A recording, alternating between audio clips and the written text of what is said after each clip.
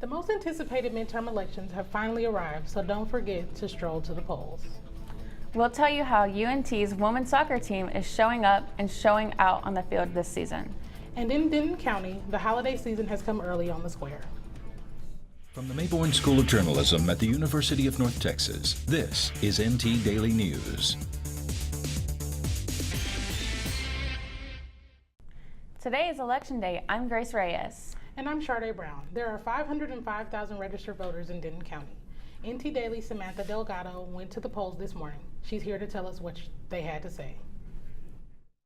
Voters were lined up outside the Denton Civic Center at 6:45 this morning, and there's expected to be long lines into the night. Election Judge Gloria Howell says 400 or more people are expected to vote in every voting precinct in Denton. She says voting is important because it gives people a voice. And she says before voting, you should look at the issues, study the candidates, and look at their voting record. While early voting turnout was higher than normal, some Denton voters waited to vote on Election Day. I couldn't decide on who to vote for the longest time. It was an important decision, and I had to think about it. I couldn't just. It took longer than for me to make my decision. And as for first-time voters, it's not scary. It seems scary because there's so many people. But like I said, I've worked elections before where I've looked up the names and addresses and handed people their tickets and told them how to process the ballot. They're there to answer your questions, and so just ask if you have any problems, and they'll help you. And make sure you color in the box all the way.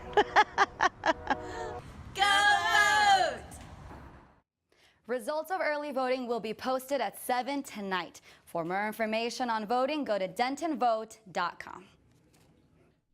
One of the most contested races is the U.S. Senate race in Texas between incumbent Republican Ted Cruz and Democratic challenger Beto O'Rourke. NT Daily's Michael Oliverius caught up with campaigns making their way across Texas. As we head into the final hours before the election closes tonight, both the Republican and Democratic parties are doing everything they can to get voters out to vote. In the last few days, we've had volunteers here at headquarters, phone banking, open to close every day, and they're even here today. And we will work through Tuesday, calling voters, trying to make sure they get out. Many of the conservative Republicans feel like we're at a crossroads where we may be losing many freedoms. Very important that we protect our borders, protect our freedom of speech and freedom of religion, and the many freedoms that we've experienced our whole lives. That literally makes me smile, because I think the thing you'll find with Democrats is we are for things as opposed to against things. So Republicans should have absolutely no fear. Democrats support the Second Amendment in Texas. We are for responsible gun ownership, and we always have been. We are for the freedom of religion, whatever your religion is, including no practice of religion. We treat people respectfully, humanely, with empathy. When I hear the open borders or no support of police or military, it couldn't be the furthest thing from the truth. And so there should be no fear. Ted Cruz made a stop in Denton County Sunday at a rally in Barnville. Beto has been vlogging his every move on Facebook Live as he hits up all 254 counties in Texas before the big day. The election closes at 7 p.m. The results will be announced later on in the night. In Denton, Michael Oliveris, NT Daily News. There are election watch parties all around the viewing area, including at the UNT Union. Meanwhile, even though voter registration is at an all-time high, there are still many among us who decided not to vote. I went out to talk to a few of them to find out why. We've all heard the saying, "My vote doesn't count." For some voters, the reason is much bigger than that. I am a travel agent and I'm a real estate agent. A mommy and a wife. I just never registered to vote when I moved here to Texas from North Carolina. And I just don't know these candidates well enough to make an informed, decision. These candidates don't know me I don't know what they can do for me. I really feel that my time spent with my daughter is going to actually make a difference more in this world, that way she can grow up to be a good person, treat other people fairly, and that would be worth more than going to vote. I don't know if that would really make a difference. With all the new voters and typical non-voters coming out for the midterm elections, you would think voting is an easy process. But there are reports of voter suppression across Texas. The Department of Justice Civil Rights Division plans to send agents to monitor federal voting law compliance in 3 Texas counties: Harris, Tarrant, and Waller. But some residents say they didn't vote because of time constraints. Kind of ran out of time with registering to vote, filled it out, everything, just needed to put my driver's license information on it and kind of just let time get the best of me. School and work and balancing that out. Just missed the deadline. And then also, I've never really been into politics. One Denton County resident does take voting seriously. John Evans is a block walker and a phone banker.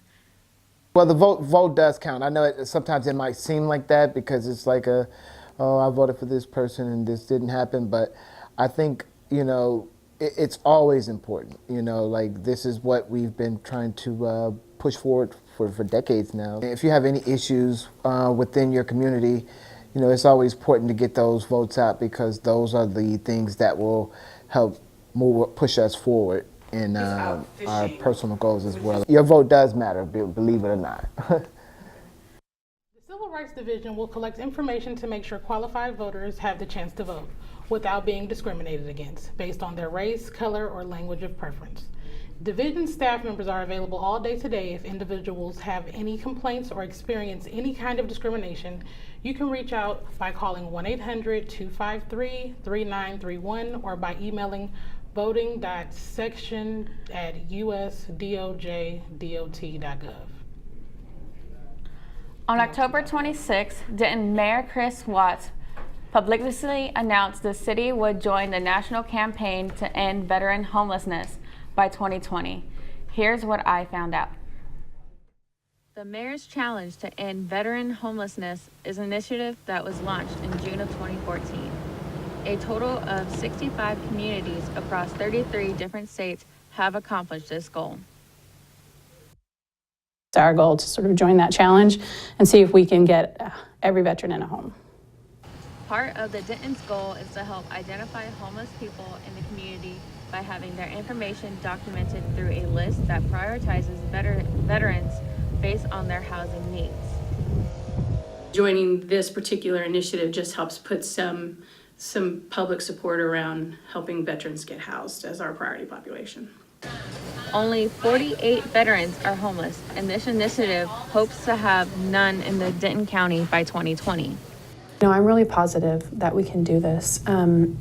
48 may sound like a lot, 48 veterans, but in the scheme of things, it's definitely doable, especially if you consider, like we have the number of resources for veterans that already exist. Those resources include street outreach, rental assistance, the VA, and Catholic charities. The city of Denton is also asking landlords to open their doors to the homeless by lowering barriers to housing. Someone who's experiencing homelessness usually is facing eviction or some other issue that makes it harder for them to get housing in general, and we call that a barrier to housing. UNT has helped some of their homeless students, veterans as well on campus. We have homeless veterans that come in here. And UNT has always stepped up, and whether it's giving them a dorm room, emergency situations, or if they're not getting paid by VA, so there's a lot to it. To help homeless veterans, you can donate money online at United Way of Denton County. Coming up, a wedding day tragedy has left many family and friends saddened. Well, Thomas, you've got prediabetes. But with more exercise and a change in diet, it can be reversed. I've tried exercising. It just makes me hungry for bacon. I love bacon, too. And who really likes to exercise? Not me. Me neither. Nobody. So we're good? What? Oh, you still have prediabetes. Big time.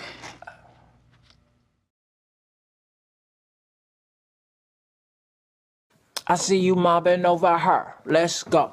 Let's mob. Let's crawl. Let's crawl. Let's crawl.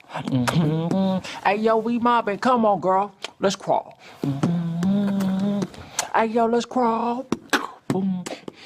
Hey, yo, let's crawl.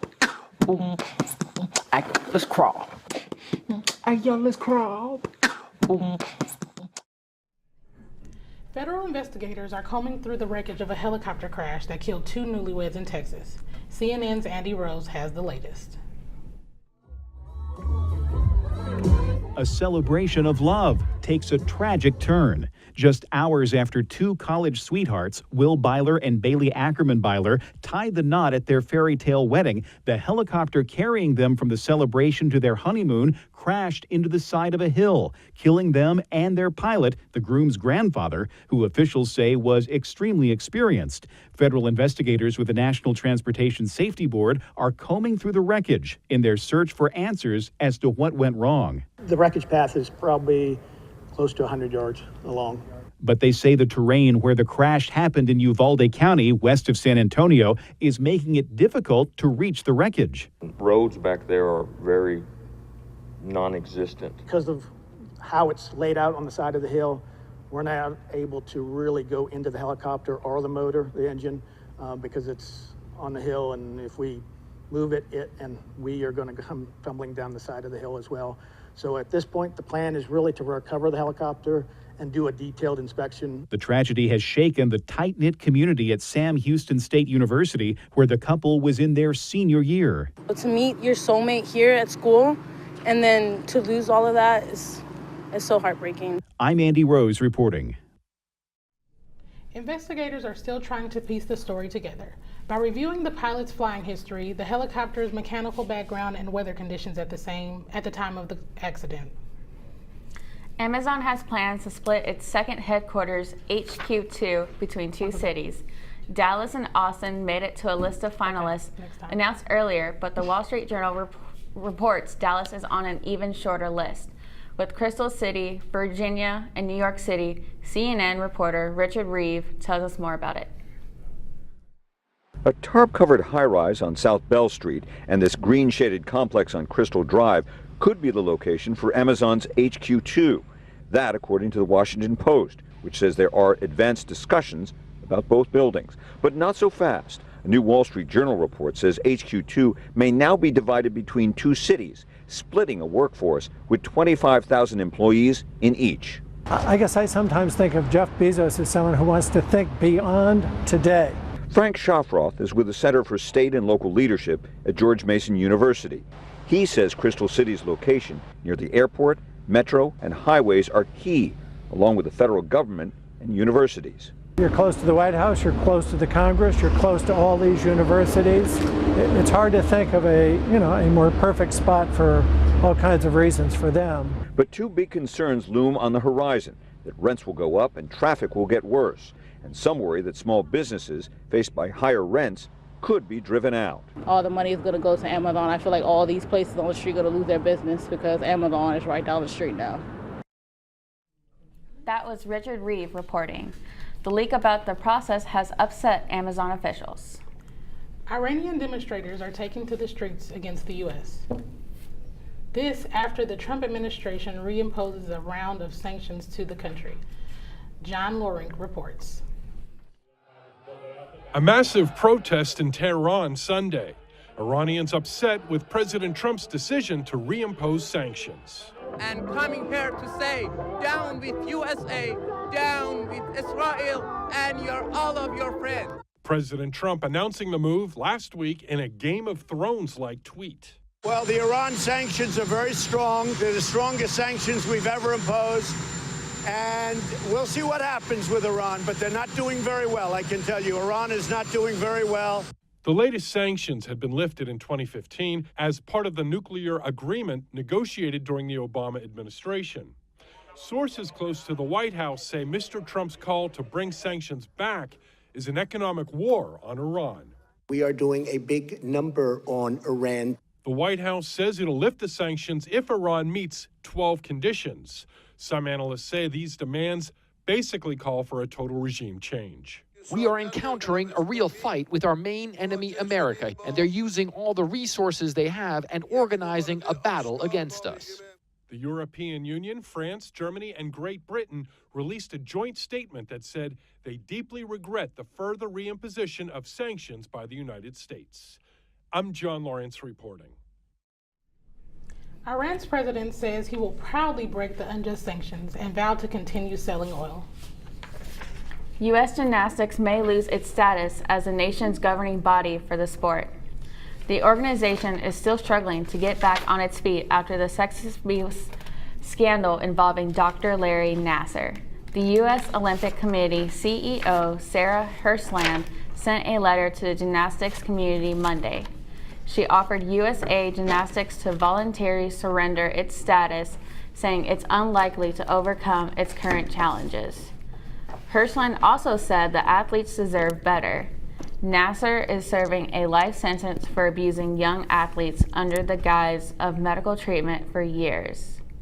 The scandal rattled USA Gymnastics, and the organization has lost 2 presidents in recent months. UNT's women's soccer team is showing up and showing out on the field this season. We'll tell you more about it coming up next.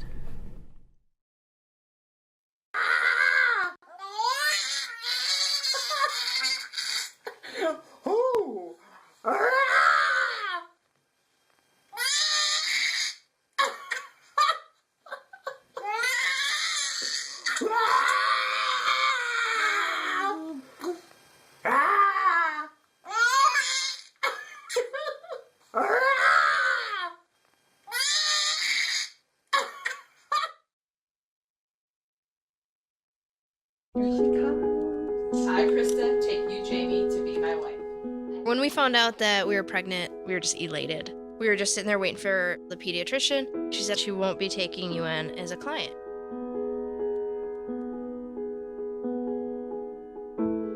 We are a lesbian couple, but she's just a baby. She's the one you're denying the service to.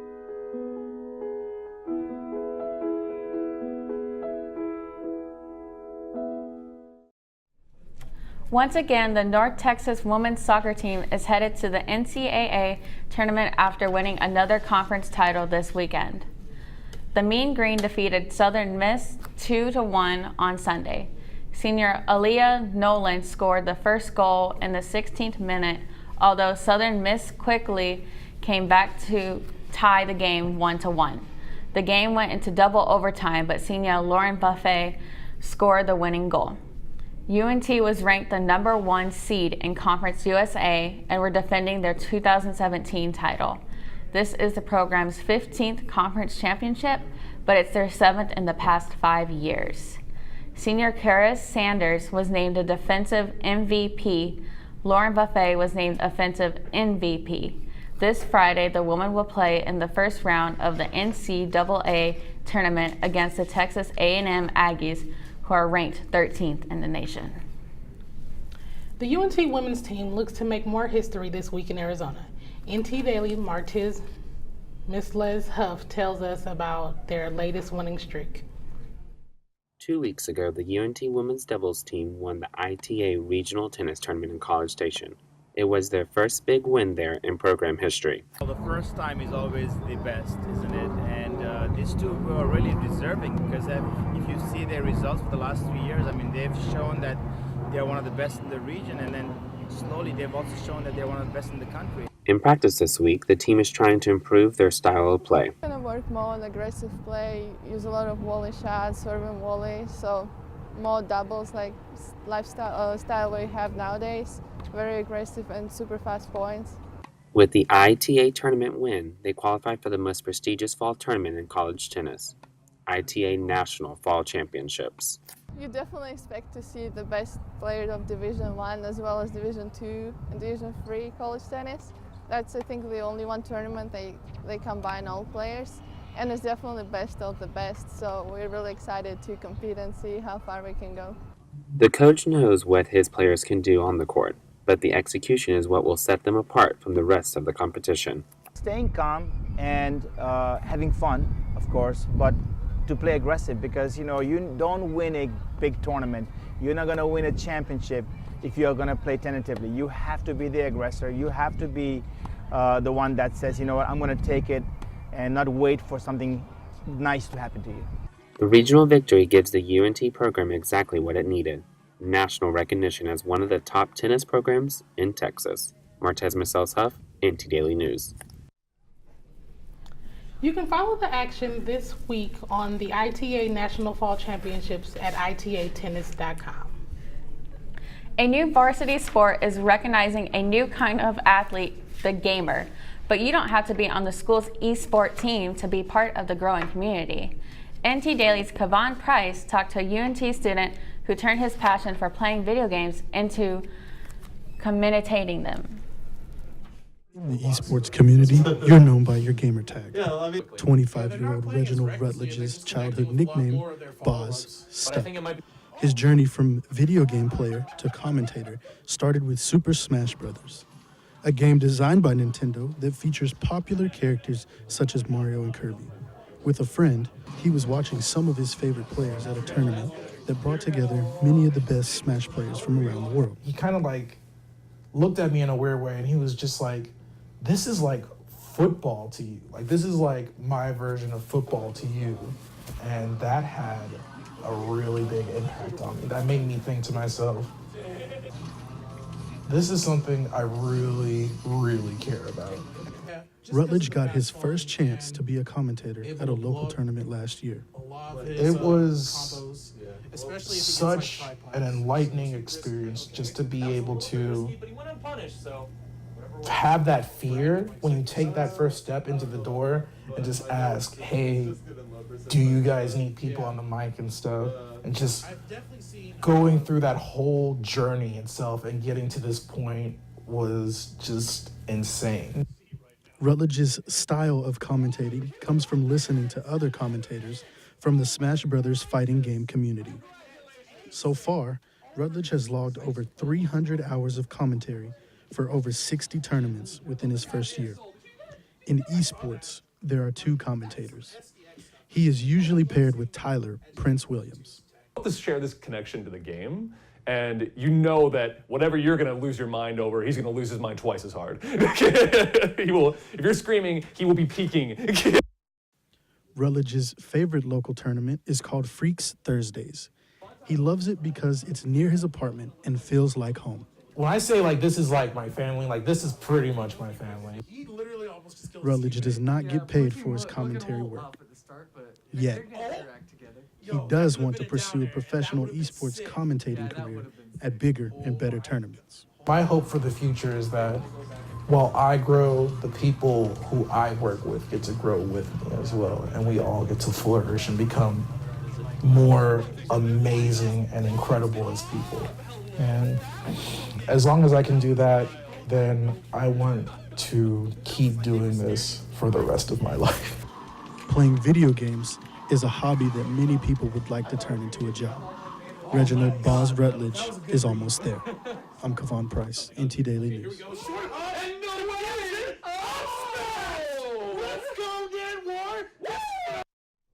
Rutledge will travel to Houston for another Super Smash Bros. Tournament this weekend.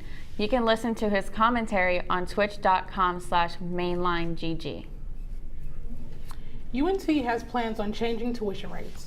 The Board of Regents is voting on a proposal to raise tuition for new and transfer students. The proposal adds $25 to the original cost per credit hour.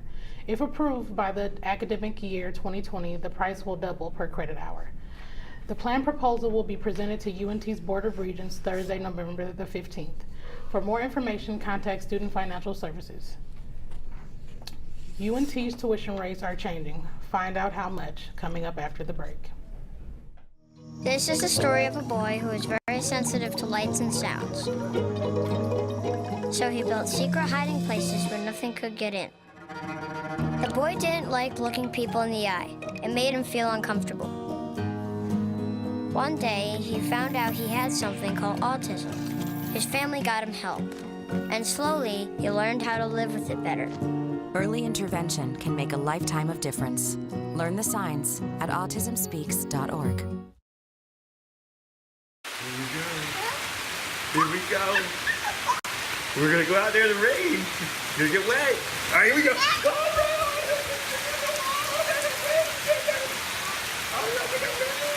Okay, quick.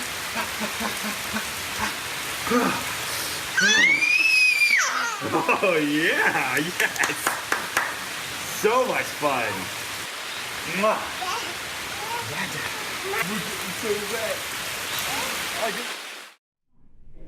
Fouts Field has been on campus since 1951, and after 67 years, it's been demolished. UNT decided to tear down Fouts Field in order to add 1,200 new parking spots and a bus station for students. The university says the most effective use of the space is to add more parking options. We're all very excited to see this happen. In a way, it's sad. You know, we've heard from alumni who are sad that Fouts Field is coming down because they had so many good memories there when it was their football stadium. But right now, it's got very limited use, and for the most part, the stadium seating is empty, and so we want that space to be a dedicated space that's useful to the UNT community as it stands right now, and that would mean something like parking. The project was split into 2 phases. The first phase was finished a couple of years ago with the removal of the south side bleachers. Construction crews start removing the rest of the stadium next week. It's expected to be finished by fall of 2019. UNT is currently designing a new dining hall between the Business Leadership Building and Highland Parking Garage. This will be the first dining hall independent from a residence hall and will be able to hold up to 700 students. Mock-up designs for the dining spot includes food such as Latin infusion, Asian, and a bakery. This is part of many projects the campus is working on to further expand student enrollment, including a new residence hall and visitor center. The dining hall will be replacing Kerr Hall's cafeteria and is expected to open sometime in 2020. The most wonderful time of the year is quickly approaching. This weekend, Denton Town Square has some perks for early Christmas shoppers. Over 40 restaurants and stores will be participating in this year's Denton Holiday Open House. For years, the event has aimed to bring a stress-free experience for shoppers as they stroll through the unique boutiques and restaurants on the square. It's a big event, and we spend many weeks, for myself, getting the store ready, many weeks preparing for this, and rain or shine, we have it, and we just hope people will want to come out and spend a great day on our square. This year, the event will also include drawing for gift cards. Downtown Denton's Holiday Open House starts Saturday morning at 10 and ends Sunday night at 5. For more information, you could visit dentonmainstreet.org. That's our time for now. Thanks for joining us. We'll see you next time for NT Daily News.